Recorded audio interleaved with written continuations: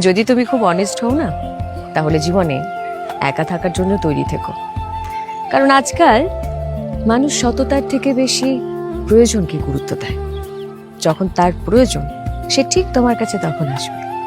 আর যখন তার প্রয়োজন মিটে যাবে, তখন তুমি একটা অপশন ছাড়া আর কিছু নয়। হ্যাঁ, আমি জানি এটা শুনতে একটু খারাপ লাগছে, বাট এটাই বাস্তব, জানো তো। তবে এটাও ঠিক, এই অনেস্টি কখনোই তোমার উইকনেস নয়, এটা তোমার